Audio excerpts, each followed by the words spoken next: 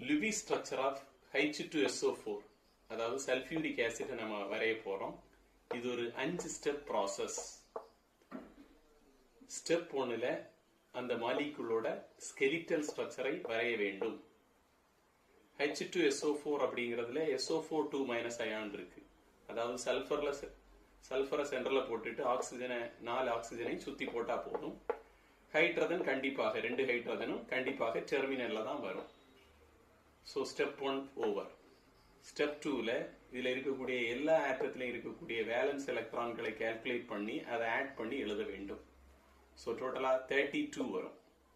ஹைட்ரஜன்ல இருக்கக்கூடிய valence electron 2, ஏன்னா 2 hydrogen இருக்கு. ஆக்சிஜன்ல 4 ஆக்சிஜன் இருக்கிறதுனால மொத்தமா 24, சல்ஃபர் 1 சல்ஃபர் இருக்கிறதுனால 6, டோட்டலா 32 வேலன்ஸ் எலக்ட்ரான்ஸ். ஸ்டெப் 3 என்னன்னா ஸ்கெலிட்டல் ஸ்ட்ரக்சரை வரைஞ்சிருக்கோம். அந்த ஆட்டம்களுக்கு இடையில சிங்கிள் பாண்டுகளை போட வேண்டும். ஸோ சிங்கிள் பாண்டுகளை நம்ம போட்டிருக்கோம். அதுக்கு மொத்தமாக 12 எலக்ட்ரான்கள் தேவைப்பட்டிருக்கு.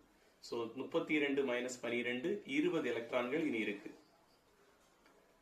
ஸ்டெப் 4 என்னன்னா மோஸ்ட் எலக்ட்ரோ நெகட்டிவ் எலிமெண்ட்களுக்கு ஆக்டெட்டை கம்ப்ளீட் பண்ணணும். அப்படி பார்த்தா இங்க இருக்கக்கூடியதுல most electronegative element oxygen. ஆக்சிஜனோட ஆக்டெட்டை நம்ம கம்ப்ளீட் பண்ணுவோம். ஓகே, இந்த ஆக்சிஜனை சரவுண்ட் பண்ணி இருக்கக்கூடிய மொத்த எலக்ட்ரான் 4, 2, 4. இதுல சோ 2 லோன் பெயர் வரும். இது ஒரு பெயர், இது இன்னொரு பெயர். சோ இந்த ஆக்சிஜன் ஆக்டெட்டை கம்ப்ளீட் பண்ணியிருக்கு. அதே மாதிரி எல்லா ஆக்சிஜனுக்கும் போடுவோம். இங்க எஸ் சிங்கிள் பாண்ட் ஓ இருக்கு, அதனால இதுல 3 லோன் பெயர் வரும். அப்படின்னா தான் இது ஆக்டெட்டை கம்ப்ளீட் பண்ணும்.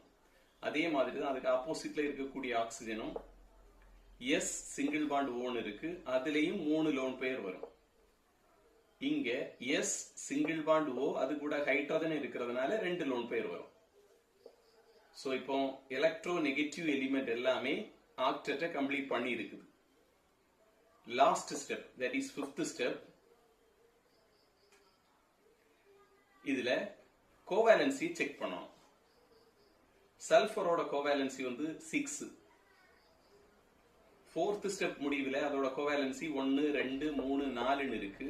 அதோட கோவேலன்சி 6 மாறணும்னா இதுல இருக்கக்கூடிய ஒரு லோன் பெயரை நம்ம பாண்ட் பெயரா மாத்தணும்.